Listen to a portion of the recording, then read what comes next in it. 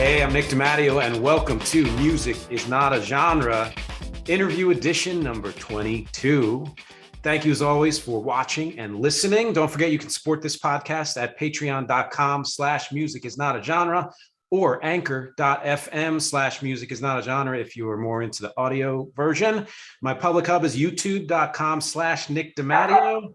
And as I have been mentioning recently, my new podcast home is nickdimatteo.com/podcast. Please go check it out. You're going to be able to see this podcast and every other podcast. I'm updating and upgrading every single week. With me today is Jacqueline B Arnold. She is a performer, mostly on Broadway. In fact, currently on Broadway in Moulin Rouge, the musical. Also, Prince is her all-time favorite artist. We're going to get into that later. Jackie, how are you today? I'm well, Nick. How are you? Very good. Very good. I've been very excited about this. I'm glad we could get it together. I know your schedule's busy. You know, And I thought about time for friends. Oh, yeah. Speaking of, I always love to start my interviews with this question. It's been appropriate for most of them. How do we know each other? Oh, you want me to start this? Cool. Yeah. Nick is now married to my really good longtime friend, Catherine Lundgren, whom I call Dids, that I've known. Oh, dear God. I don't even know how long we've known each other. I've known Katie Dids since she was 17, 18. Wow. Yes. I was like, I think 23. There's like a band of us that all ended up moving here together from Lancaster, California. Right. Which we'll answer some more about that. It was kind of where I got in the theater. Mm-hmm. And we all moved here, and we just have all remained really good friends. Oh, yeah. Cali kids. Cali kids, yeah. I've had the pleasure of hanging out with all of you. And you know, what's interesting is I hear a whole lot about Lancaster, and as many times as we visited her parents in the Southern California area, haven't seen, historic Lancaster yet. What's that? You're not missing anything. No, that's what Catherine says. Yeah. So, it's desert, which is also quite beautiful in its own right. Yeah. It is a very different place. I'm originally from Los Angeles, California. I moved up there after a few years after high school, just to like go to community college and live with my aunt and get a job and like figure out what it is I wanted to do with my life. Oh, gotcha. Okay. Basically, my family was like, I got into a couple of universities straight out of high school, but I freaked out and didn't want to move, which was so weird because not my personality at all. Huh. And I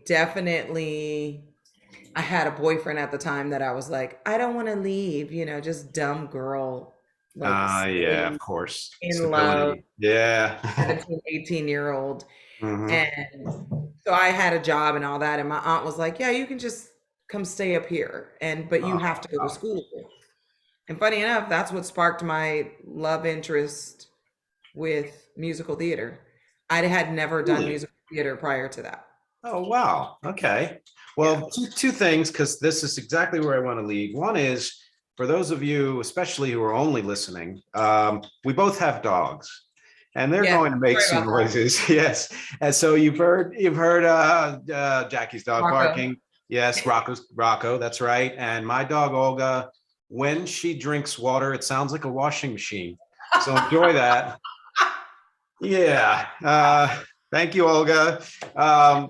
So yes, that's good. Then what you were saying is leading me right into the next question, which is, can you tell everyone, however you interpret this, your story?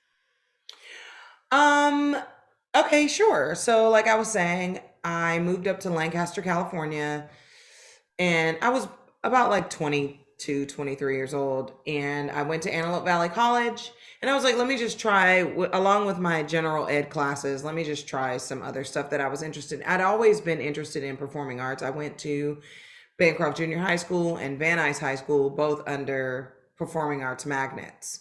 For those of you who are not old enough to know what a magnet school is. It's basically in particular neighborhoods, you had like all these other schools that hosted kids that weren't in their district. So you got bussed away to school kind of thing. So Okay. I lived in South Central and I went to school in Hollywood and Van Nuys. And if you understand California, that's quite a bit of ways from one another.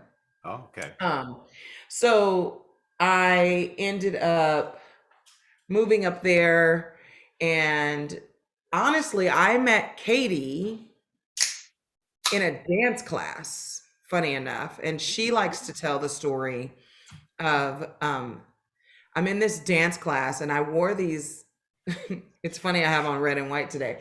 I had these pants that were really long and like stretchy pants, but very bell bottom at the bottom. And they were red and white striped. I looked like the inside of the circus, like the big top, Oh you yeah, know, the tent. Yeah. or like the Good Humor Man. Some of you will know who that is. Um, and she just, I remember her always being like, I was like, who is this girl? Because she was very heavy in the dance community. So when you took at ABC, and you were a dancer, you generally had been taking from schools, dance schools or performing arts centers all around. Yeah. So she kind of knew all the dancers. And then here I come doing this across the floor in my Good Humor pants and living my best life and not knowing anyone. And from then on, we were kind of like buddies because, you know, in a dance class, they'll like pair you up to do different things with one another. And Yeah. so you start like learning each other, which was really, I was really grateful for because I knew no one.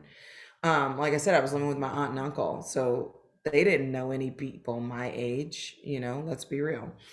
And I got into a dance show there, which spawned me getting into another class called Test Flight. And I've always sang and I danced. I didn't dance like most kids dance, like at competition or anything like that. I just danced at school. And that started when I was about 12. So that's kind of late in the world of dance, Okay. to be honest with you. Yeah. So 12, 13, I started dancing. So I wasn't like, I would never say I'm a dancer. I don't say that anymore. Okay. I'm certainly a singer who moves well. That's it. Yep.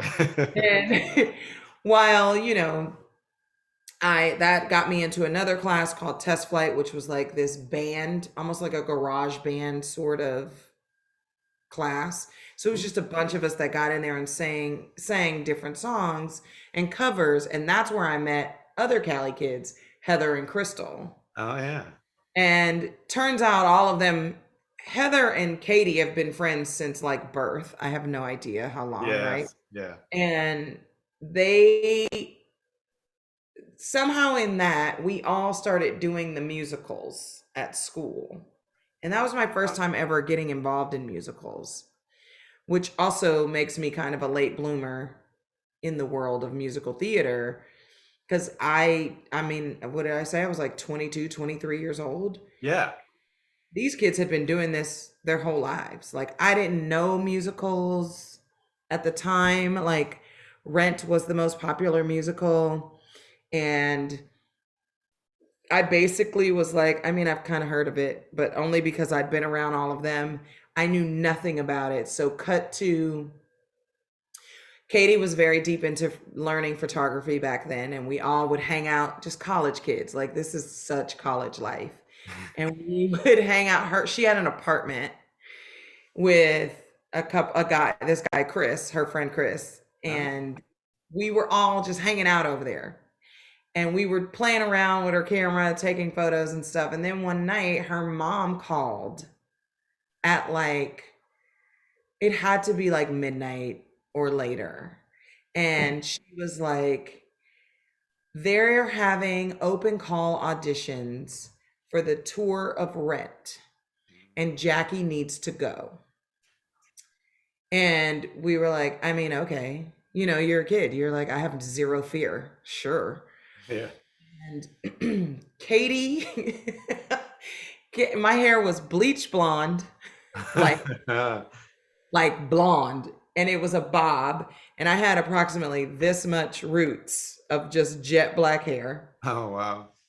So I looked a mess in hindsight, right? But it was the style. Yeah. And I put on this Katie had this faux fur leopard collared jacket. And I was like, let's use this. So my first headshot is a leopard print faux fur jacket with bleach blonde hair. And we took the photo. It was a tiny, I mean, like a thumbnail size. And this is before you could like just send something into FedEx. We had to cut it out, take it to the FedEx Kinkos, blow it up on cardstock. And that's what I took to the audition the next morning. Wow. Katie drove me down to that audition. It was in Century City at a nightclub. Oh. And by the time I got there, the line started at 8 o'clock in the morning. I got there at 8:01. And at 8:01, I was number 1501 in line. Oh my God. Because it was an open call. Yeah. And they came through and they typecasted us. And they had me come in. I didn't know who they were seeing me for. Turns out they were seeing me for Joanne. And I sang 7 words to the song Get Here in a bathroom stall in a Century City nightclub. No way. Yes. And I literally sang, I don't care how you get here, just 8 words. That's all I sang. Okay. And they sent me to callbacks. So that at that point, they just gave me material and was like, go learn this song. Yeah.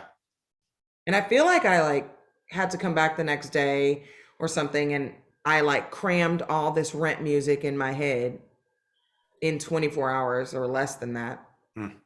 Oh, youth, right? I couldn't do that right now to save my life. And it was like 5 callbacks later, and I did not get the job. Instead, I got a different show that Michael Greif was directing that was slotted to be here in New York at the New York Theater Workshop called Bright Lights, Big City. Okay. It was based on the book from 1984 and the movie, actually. Okay. That had Michael Keaton in it. I know the movie. That's I think all I know. So I got the call.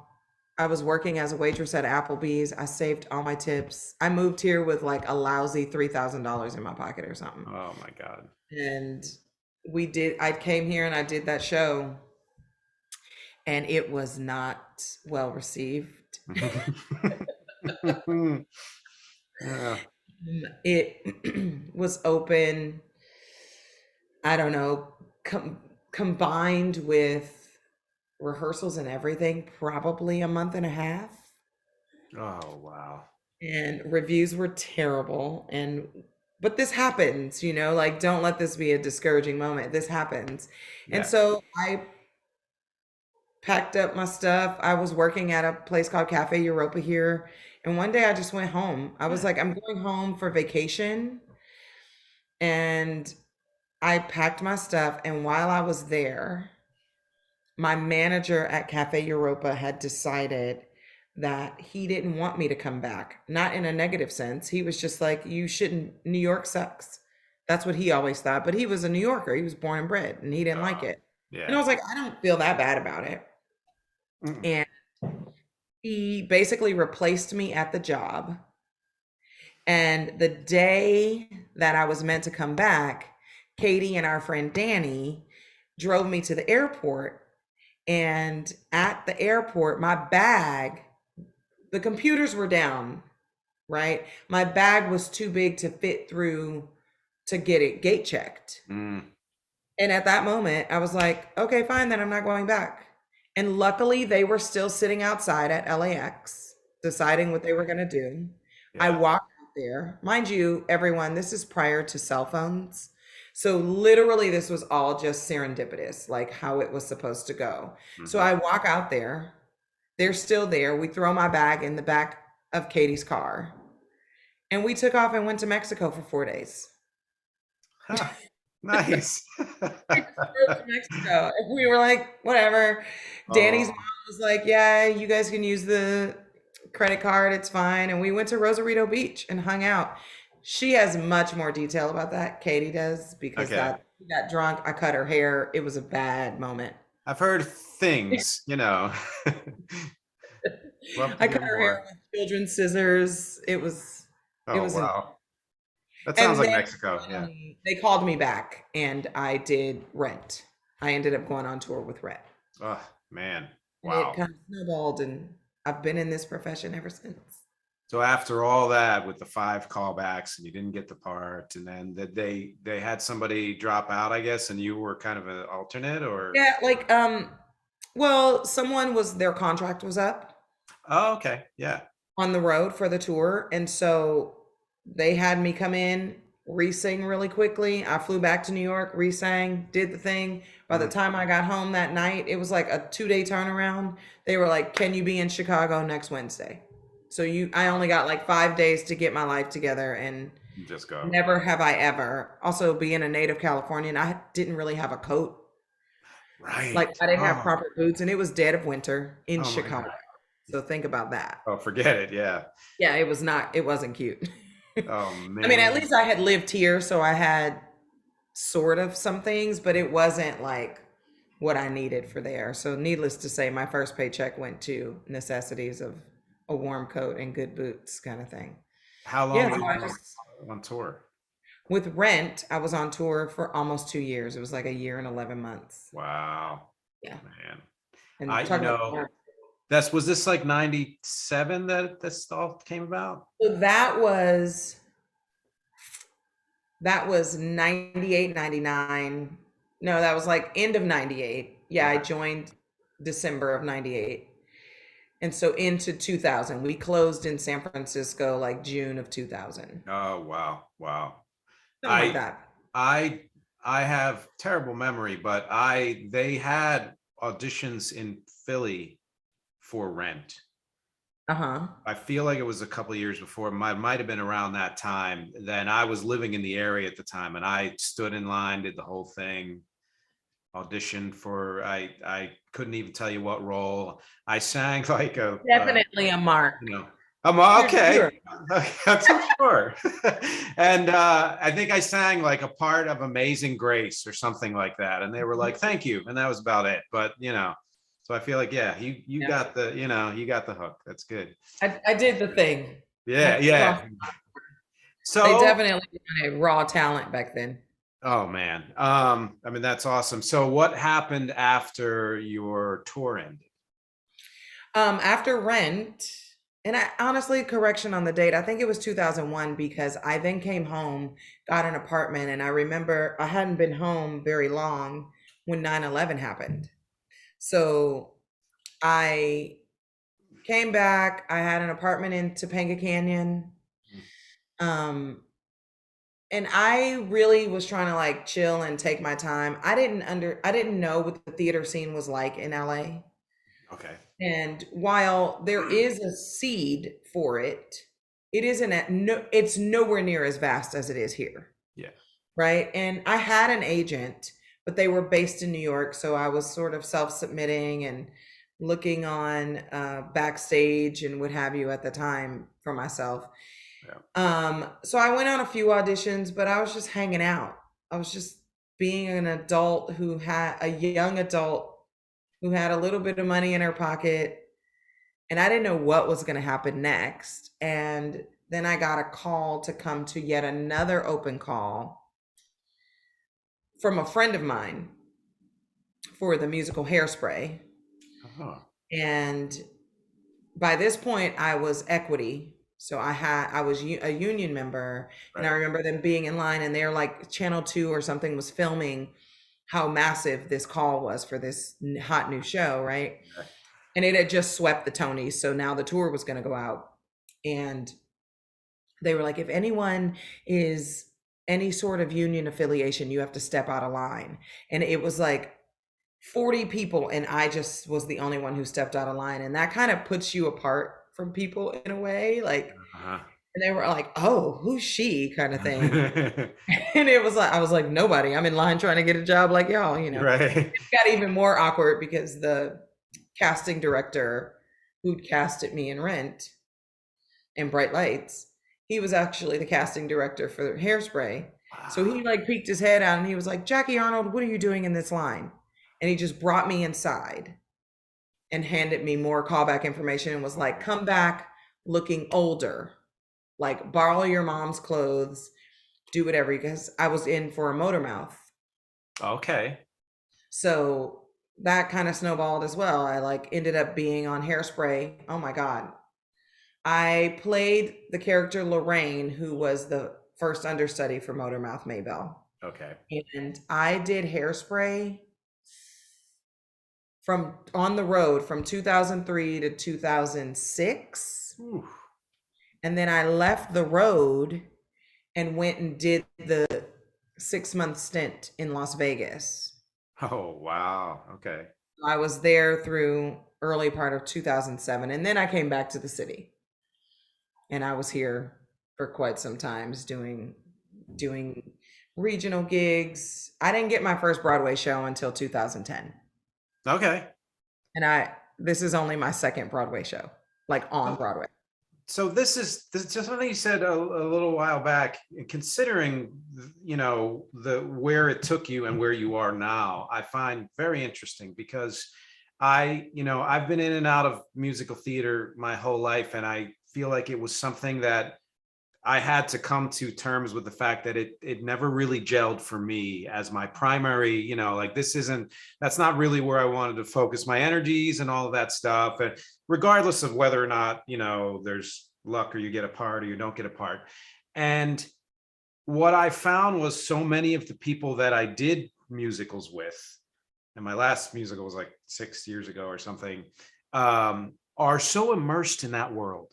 They Yeah. know everything about musicals, and they know, and what, depending on how old they are or whatever, but they may even know musicals from as far back as, West Side Story and Carousel, or up through Les Mis and Phantom. And, there are Sondheim freaks, and then people who know everything from, Rent all the way on up until today. And my son is one of them, actually. He's going to school for classical voice, and he knows so much more than I do. So I always felt like I enjoyed it. I was there, but I was a bit of an outsider. And I know you said you kind of started that way. What did it feel like, and where did you end up after that? I mean, so I did have like a part-time job as a kid. In growing up, going to school in Hollywood, how do you get away from it? So I was a studio singer. Hmm. I used to, and what that means is I was a demo singer. So somebody would write a song, I'd go in and record it the way they wanted, and they would shop it to big names. I often did recordings for like Whitney Houston, like demo recordings for Whitney Houston, or for Faith Hill. I did a couple. So I was aware, very aware of what kind of singer I was. I was a singer though. You know what I mean? I always have been a singer. Mm-hmm. And I didn't know jack doodly squat about a musical. And to be perfectly honest with you, I still don't until I'm in them. Like, Yeah. Okay. I'm not like, oh my God, I gotta go see XYZ musical. I am learn it when I'm in it, and if it's attractive to me, then cool, that's great. Right. Um, yeah, I didn't grow up like that. Of course, I watched West Side, but I feel like West Side might be the only movie musical that I vividly remember. I had never, until about 2 years ago, I had never watched The Sound of Music. Oh, wow. Yeah. I had never watched it. My wife was like, "You have to watch this." And I was blown away. I was like, "This is Yes. actually really good." Right. Right? But you would think because this is my profession, I would know all these things about it. And I'm not poo-pooing it in any way, and please no one be mad at me about it. Hmm. I just didn't grow up in that aspect. I grew up singing R&B and pop music and soul music. So that's where my brain lied. I Mm-hmm. was in that vein of Mm-hmm. I could be a background singer. Like I always wanted to be a background singer for Mick Jagger. Let's be real. Oh, God. I wanted to be a rock star, not a Wow. singer. Yep. Because that's kind of where my voice was older, even as a younger kid. Yeah. I always had lower tones. Um, when I get up there in my higher register, it gets real rock sounding. It's not crystal clear or even gospely to some degree, but my Mm. family was Catholic. I didn't grow up in a in a Baptist church or Oh, anything. that's very different. Yeah, mine too. Yeah. So Yeah. I didn't grow up with all of that kind of stuff. So it's interesting because now I'm finding that more because musical theater has taken on this very pop, sometimes gospely sound. Hmm. Kids are more aware of all the kinds of music that influenced this genre that they love so much, Right. you know? So, Which in some ways started with something like Rent, where it would use those influences that hadn't quite been done that way before. yeah, definitely. And I'm that girl. I'm your girl that Priscilla was a pop musical. It's a jukebox musical. Moulin Rouge is a jukebox musical. I mean, we have like 70 songs in this show, and it's just snippets. But Moulin Rouge is really pop oriented, which, like I just described, my higher register sounds a little bit rocky, and pop high registers are quite clear. They're very clean, clear voices. So, Yes. so like, woo, I am hitting this note from my baby toe, 'cause it's already really high and stuff. So it's sometimes a little bit it's interesting. It's an interesting situation. Now I happen to love legitimate traditional musical theater. Like I like the sound and Hmm. the controlled way of singing. But that's Right. not what I'm singing for. Let's be Right. honest. That's a good way to describe it. It's more controlled and it has that pure sound, especially, yeah, when you're Yeah. hitting high notes. Oh yeah. But you have included your Instagram, which I'll put in the link below. Sure. Is there any place someone can go to hear your voice other than to see the show? Oh, I mean, you can check out my website. There's snippets of me singing on there. But in terms of like live, I mean, I'm in Moulin Rouge every night. I have a quick, like 35-second solo. You can't miss it at the beginning of the show. Don't Ooh. be late because you'll miss it. Um, and I sometimes do gigs around what is it, April 4th. I'll be singing a couple of songs at Green Room 42.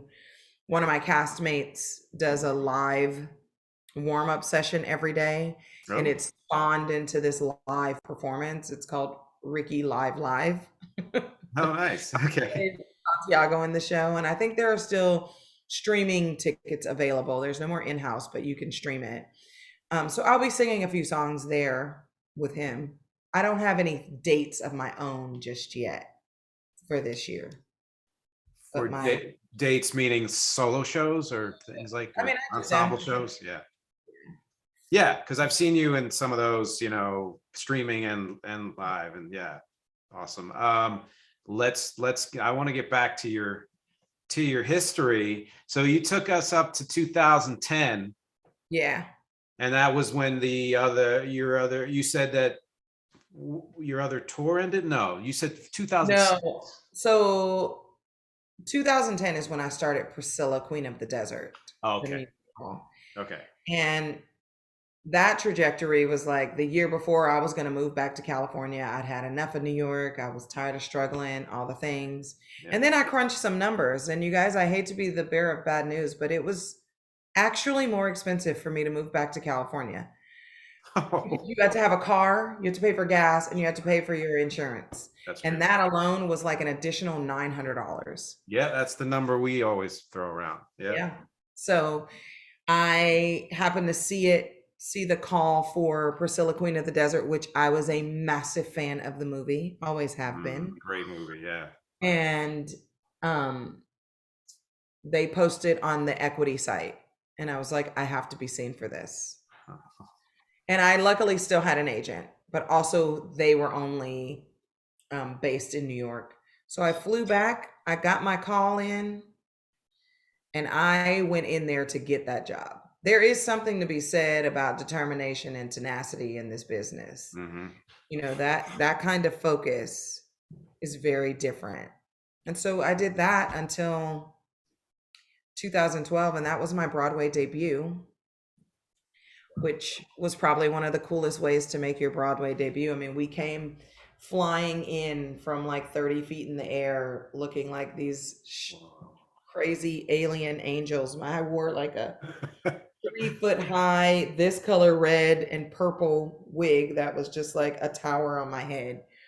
And we did all this Yeah. kind of movement in the air and stuff. So if you don't know the movie, there's 3 drag queens traveling across Australia, and they needed people to sing for the drag queens. So the divas, which is what we were called, we basically were the singing voices for these 3 men throughout the entire show. Wow. So 2.5 hours of singing God. disco and pop and what have you. Right, because that's a jukebox musical too. Yeah, big time. Yeah. Yeah. So we opened the show with "It's Raining Men," and I sang the lead on that because that's when my low tones came in good handy. Oh, yes, yes. They dubbed me the Rock of Gibraltar. Spud Murphy, who was the composer, he was like, "She has the best low tones. I'm calling her Gibraltar." Oh, And nice. so I always carried the bottom. Rest in peace, Spud. Oh, Yeah, great guy, super talented. He was a great guy. But yeah, and then I did that till 2012. And it was a while before my next Broadway show said, "Hey girl, how you doing?" yeah. Like, let me think. 2012. And then I went on the road in 2014 with a little show called "We Will Rock You." Oh, yeah. Jukebox musical, but it's Mhm. only Queen music, if anyone knows anything about this. It was done in Vegas for a long time, a sit down. Okay. I did a US national tour, and I played the Killer Queen. So I sang Killer Queen. Oh, yeah. Girl. Yeah, it was cool. And that was also strange. I'm already 5'10", right? And I'm always dressed in these like giant, elaborate headpieces. I wore a 3 foot high mohawk, and it was like out to here like this.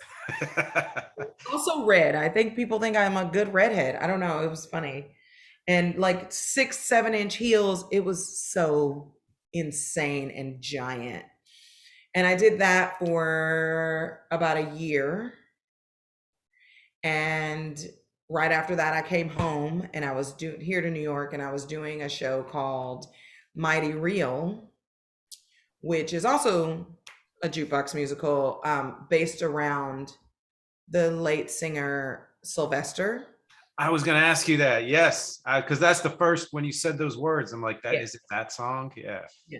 Whoa. So there, some guys, some friends of mine put together this musical that we had started doing back in 2012, just like concert versions of it. Yep. But in 2015, we really started doing it several places, almost touring it. We were in San Francisco for a full 2 summers in a row. We've gone to Virginia. We go to Mexico and do it every now and again at different Oh, wow. LGBTQ festivals. So that actually is still kind of ongoing. Every once in a while, they'll call us. And I played Martha Wash, and my friend Stacy plays Izora Rhodes No in way. the show. Wow. So we did that for a long time. And then I got to go on the road for the promotion for Bette Midler's last album, For the Girls, which was about it was paying homage to girl groups from the 60s and such. Oh, wow. So I became a harlot for a Bette Midler harlot. Oh, wow. I don't know, I guess that was like 4 months or something, which was cool because that took me to Europe. I got to perform at the Royal Variety Show. Like that was, there have been some really cool things. Yeah, I'll say. when you start listing them off, you're like, wow, I live a little charmed life there. That's Oh, kind that's of awesome. cool. Yeah. And then I came back, and Moulin Rouge was like, "Hey girl, you want to do this?" I was like, "I sure do." And yeah. And how long I has mean, it that's the been? quick of it. How long have you been in Moulin Rouge? I've been involved with Moulin Rouge since 2017. So 5 years. Whoa. Wow. Okay. Yeah, I hadn't realized it was that long. Yeah. Yeah, end of April will be 5 years. No way. Right. Yeah. Because when did it open? On Broadway? Yeah. Or Um, anywhere. Yeah. Like when previews, so anything, you know. my process has been this long because I got into it very early on. Sonia Taye, the choreographer, little do people know, everybody has to audition for a musical in some regard, right? So she was basically auditioning to be the choreographer. And Okay. in order to do that, she put together the opening number. So the opening number of Moulin Rouge is almost 20 minutes long Oh my God. because everybody gets introduced, the entire cast except for Satine, the sparkling diamond. Yeah. So she needed singers and she needed 4 women to sing the title Lady Marmalade. Okay. And I've been singing that song since, as my mother would have said, knee high to a grasshopper, just my whole life. Oh, And so a friend that was on the road with me in We Will Rock You, he was one of her dancers and he brought me in. So that's why I've been involved for approximately a year longer than everyone else in the company, gotcha. Okay. because I did that choreographer's workshop with her. And it ended up being that I ended up becoming like the vocal instructor for her because she's not a singer. Hmm. And so, but we all had to sing live and what have you. So basically, we won. She became the choreographer. And Yeah. with that, it was like, do you want to do the show? But I still had to audition. Oh, really? Okay. Because you have to think like, here's a role. Let's just use mine. I play La Chocolat in the show. There's probably, I mean, I couldn't even tell you the number, but a plethora of other Black women who sing really well, who move well enough. So I had to fight for my part. And oh, did I fight? It was very reminiscent to the Priscilla audition. I went in Yeah. there, guns blazing, ready to go. Okay. How would you describe what you say is fighting? What did you do? I mean, you have to think you're in this room, and oftentimes you don't sing with other people straight away. You dance with other people though, Hmm. and they generally bring you in 5 at a time, which means there's probably 30 to 40 people in your call alone, right? And that's just that couple of hours slot. Yeah. So I thought in terms of being the one person who attracted the most attention in the right way for the people behind the table, for casting, for the director, everyone. Um, Even when we weren't asked to sing, I was singing the song so that they knew I could dance and sing at the same time and I wasn't going to be out of breath or anything like that.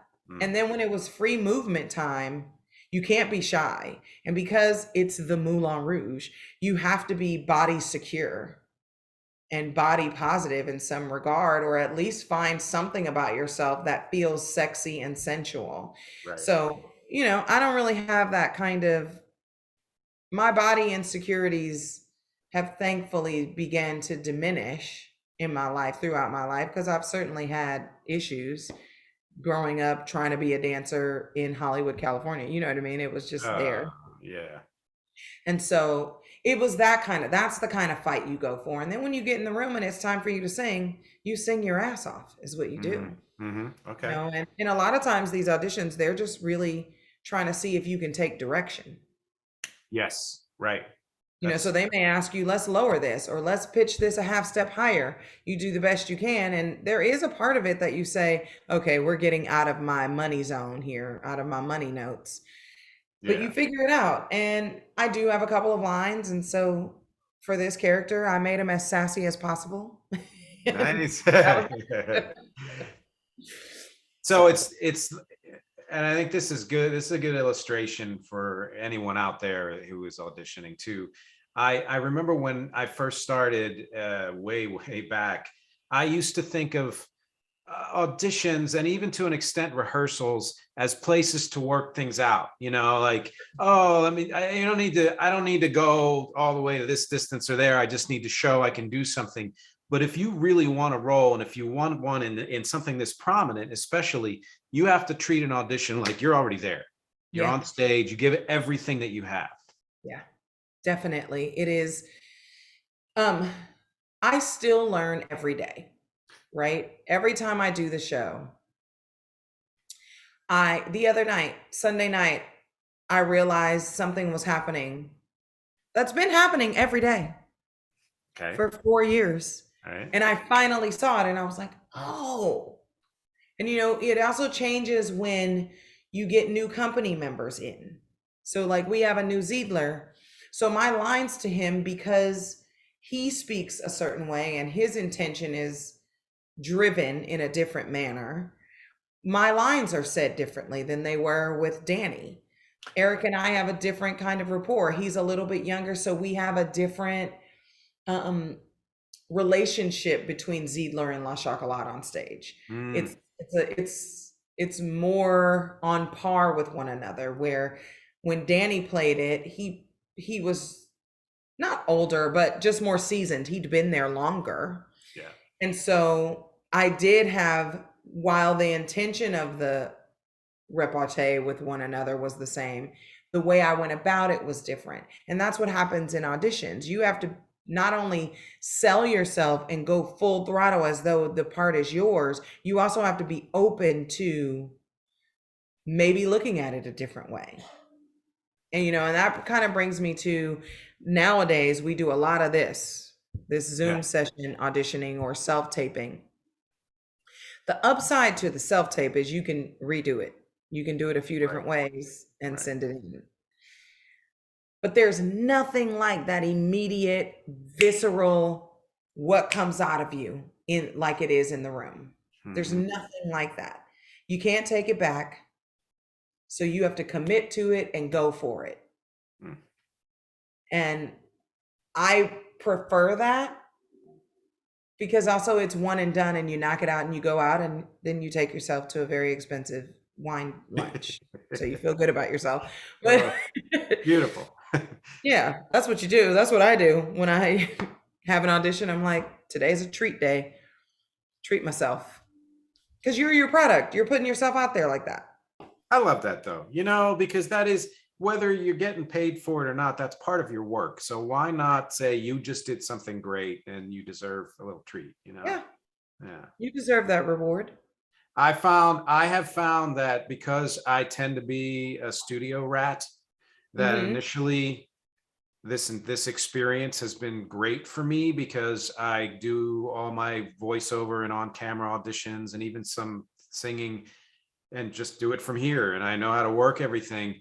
But I've also found that that the response has not been as great. It is a lot harder to get that kind of visceral sense of not even guessing what they want, but just riffing off of the energy in the room, whether it's another person working with you or just somebody watching you, and letting yourself go in a way where you're like, I don't have a chance to do a retake of this. And I think that other performers I know who are having trouble getting, more consistent work, it's partly because as great as you can be on camera or in recording or whatever it is, that energy is just not there. Yeah, it's very true. The energy for a performer is imperative. And it's, you're also dealing with delays when you're on Zoom. Or I had an audition once for Mrs. Maisel, and they, if you're familiar with the show, they speak really quickly. Yeah, pattern. So it was a situation where the reader, basically I had to cut off the reader in order to pick up the pace. Right. And I could not fully conceive of that, because you've learned to let a person finish. And then you have to cut them off. And I was like, whoa, this is crazy. And that was literally the only reason, because I didn't speak fast enough. And I was like, that's like not fair. No. In a sense, right? But it was fine. It is. I was just excited to audition for it. Sure. Yeah. And get down to those callbacks. It was like me and another girl. It was cool. Nice. And sometimes that stuff is cool when you're auditioning, because you're like honing in, you're learning. Now I know I can take from that, and I know what that means. When the speed is quick, you got to cut them off. You just got to get past it and move on. But Yeah, it's real. Nowadays is really interesting. We did just get notice that auditions are back up in person via Equity, and they're Oh, primarily wow. doing Okay. Broadway. So that's great. That is good. Um, but the pounding of the pavement, I don't miss. I love that I have a job. I'm very grateful. Yeah, no, that's in some ways harder than just than having an actual job, It you know. is. It is. So now that you've been involved in this show for 5 years, and Hmm. it doesn't seem like there's any, it seems like it's at this point it's just going on, right? There's no Yeah. end So date. it hasn't been open for 5 years. I've been involved for five Right. years. We opened on Broadway 20 2019.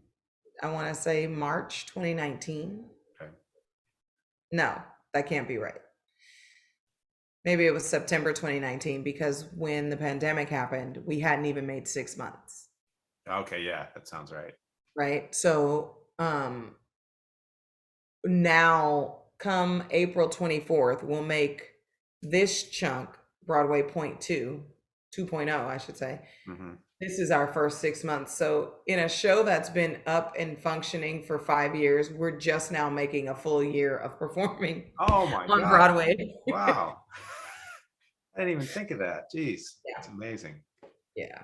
And it's doing so well. I mean, with the, awards and the reviews and everything, it seems like it's just going to keep going, which is great. Yeah, I mean, we won 10 Tonys, including Best Musical. Yeah. And now there's the US National Tour just took off. They're in Chicago right now. Then there's the Australian company and the London company, and then our company. So there's four different companies of Moulin Rouge floating around the world at the moment. Wow. Yeah. So with that in mind, it's kind of a two-part question. Would if this continues on for X number of years, will you stay? And whether it does or not, let's say you decide you don't want to stay or it ends, what do you think would be next for you? So, what you learn very quickly in this business is when you have a really good job that you're comfortable and feel satiated and you still feel creative in, you Mhm. don't leave it Right. Right. unless a better one, meaning furthering your learning or career, comes along. So, my character is a featured ensemble member. So, I can leave at any time if I get a principal contract, right? So, that's where my trajectory lies, is to be a principal. Hmm. I enjoy the show still. I still have a great time performing it. Yeah. Some days I don't want to wear a corset, but that's okay. Um, I'm sure that's and common. Yeah. Yeah.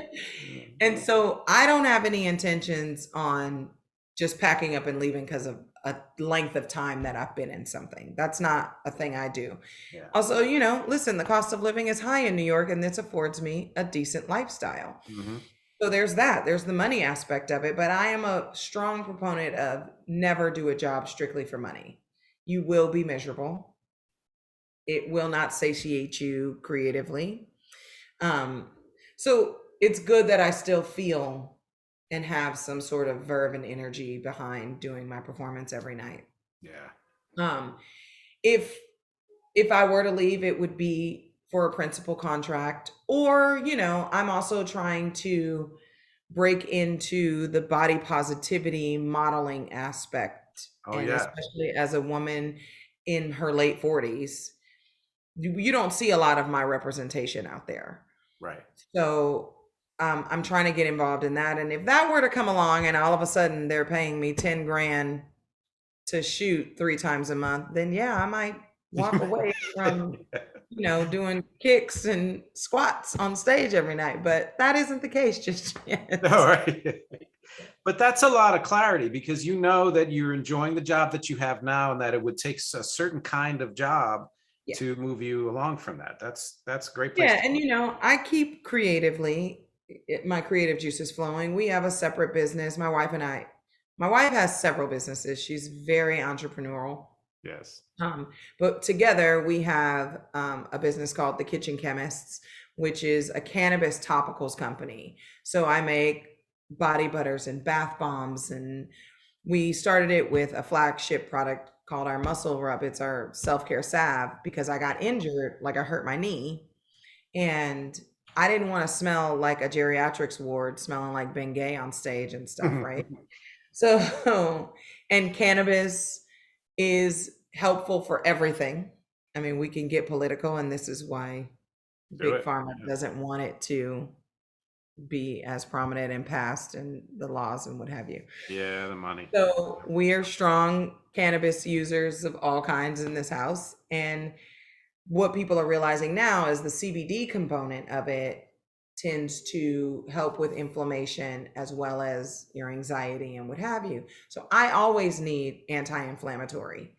And listen, ibuprofen just isn't it. Ibuprofen could easily make my vocal cords bleed. Oh Or when God, you're right. singing, yeah, because when you're singing on ibuprofen, your blood flow is better.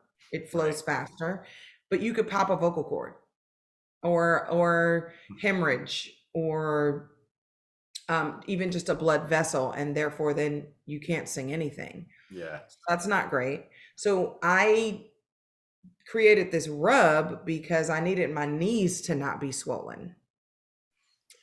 So topically speaking, I mean, there's a whole science behind it, and you guys don't want to know that. That's a different day. Yeah. Um, but it takes away the pain without giving you that icy or cold feeling.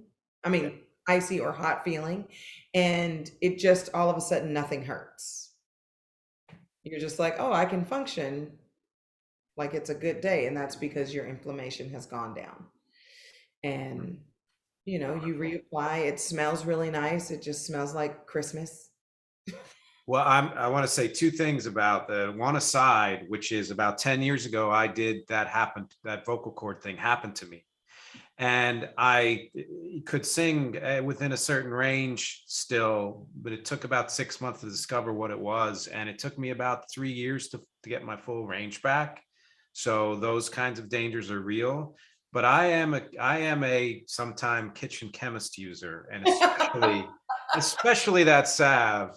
And I got to tell you, first of all, it's one of the greatest smells out there. And yes, it feels really good. And for someone who has constant inflammation, I really recommend it. And I'm going to include a link down Thank there you, for Nick. everybody. Thank you. Absolutely. Yeah. Glad it works for you. It Yeah. does. Yeah. Yeah. I need a much larger supply. Let's just I say. know. I mean, that's how we Yeah. warm up in Moulin Rouge. Everybody just rubs it on and they're like, I'm ready. Let's go. Right. Yeah. I'll joke. Awesome. We joke about, especially the can girls, they do like 40 Oh, kicks in a God, row or yeah. something. So much. Yeah. Just that So much. constant wear and tear. Yeah. Which weird, I don't know if it's weird or not, but it reminds me of something I mentioned way early on in this interview, which is your love of Prince. Oh, And I always think of how the guy would give his all at everything and was taking medication to deal with the issues that he was having, which ultimately ended up, killing him. yeah. And if we had had more medication like this available and that stuff wasn't rampant at the time, then so many people would still be with us. So it's kind of a weird segue, but I guess, it's connected. Tell me about your love of Prince. Man, Jackie at age 13 probably saw the movie Sign of the Times every weekend for at least an entire summer. My best friend at the time, Angie, and I went to see that movie every weekend. And some days we would see several showings. Oh, yeah.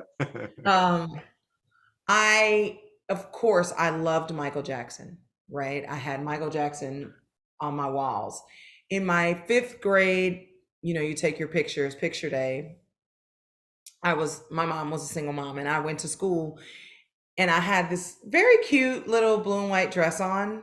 She was so angry at me because I decided I should wear buttons. And the three people of the buttons were Michael Jackson, Prince, and Boy George. and they Wow. were on the front of my little dress. And she was like, I can't give these pictures to anyone. Oh, that's So it awesome. goes all the way back to like age 10, Hmm. right? He was a little risque for my mom to be okay with me liking so much, but I loved like 1999. I Oh, took the album jackets and posted them on my walls. And I remember her making me take one of them down because he was like on a operating table, but he was naked and you could just see like the crack of his butt. And she oh was like, yeah. that is not for you to see. And she made me take it down. I was like 10 or 11 years old. Oh, But Sign of the Times really put me over. It was somehow I started relating to it, and not even only lyrically. I started relating to musicality.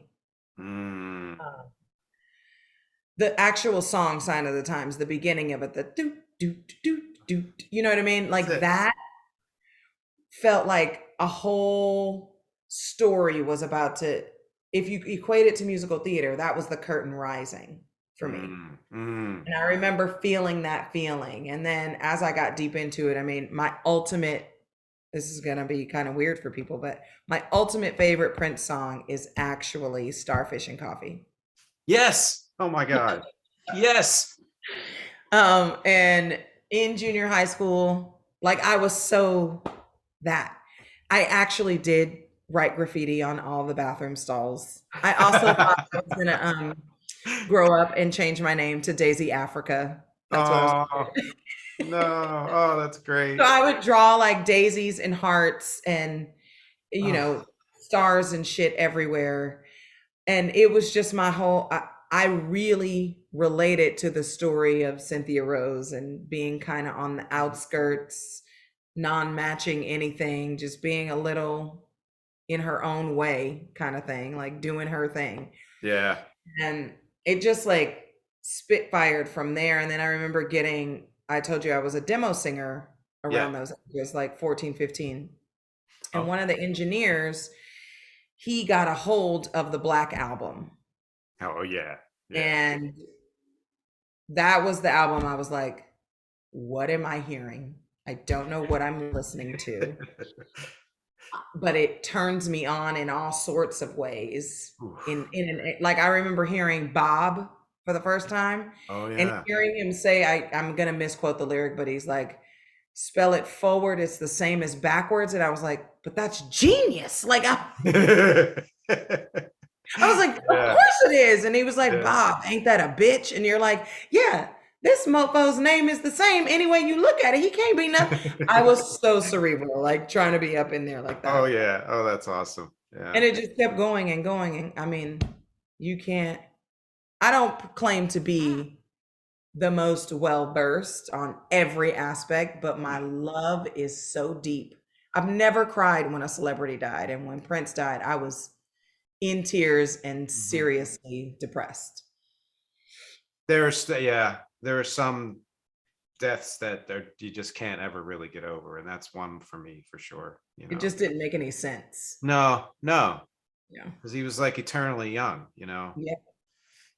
I remember that Black Album era. I was in college at the time, and a friend of mine was hugely into Prince and said, you know, there's this record shop I went to Rutgers. There's this record shop in New Brunswick. They have the Black Album. And I basically just didn't go to class that day. I just went and Yeah. got that, you know. But one thing I love about Prince is that everyone kind of comes to him at a different point, you know, and has different favorite songs because he's so prolific. How could you not? Like Catherine always talks about Graffiti Bridge, like that's Yeah. her album, you know.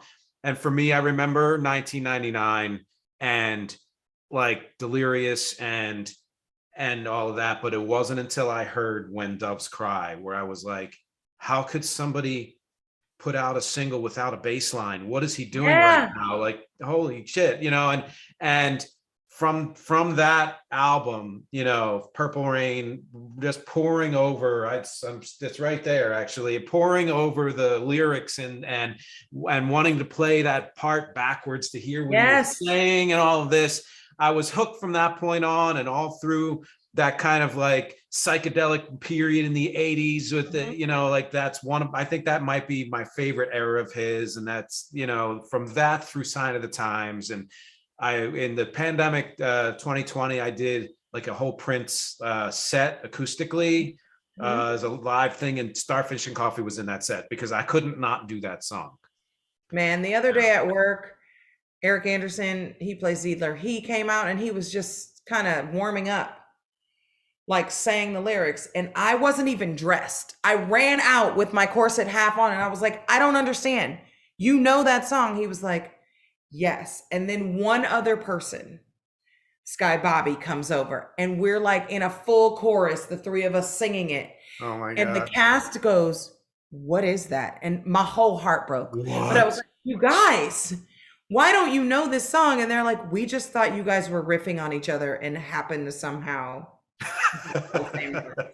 I was like, no, what are you Oh saying? God. Oh wow. Have you seen the version that he did with the Muppets? Yes, I Pretty great, right? have. Yeah. It's so good. Yeah. That just Yeah. makes him all the more awesome. I got lucky. A friend of mine's husband didn't want to go to the concert, and I got to see him in '04. Oh, And it was right around when, what the hell is that Beyonce song with the horns? Crazy. yeah.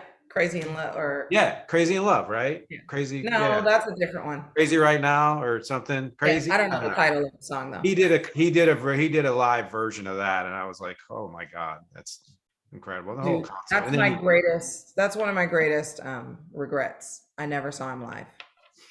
yeah, yeah. It's kind of sucks that you have, there ends up being a list like that now. The more people go, like, damn, man, why didn't I see them live? I don't understand, That one stung. That one Yeah, stung a bit. Yeah. yeah. Well, now that we're coming towards the end of our time here, is there anything else that you want to say or leave the people with?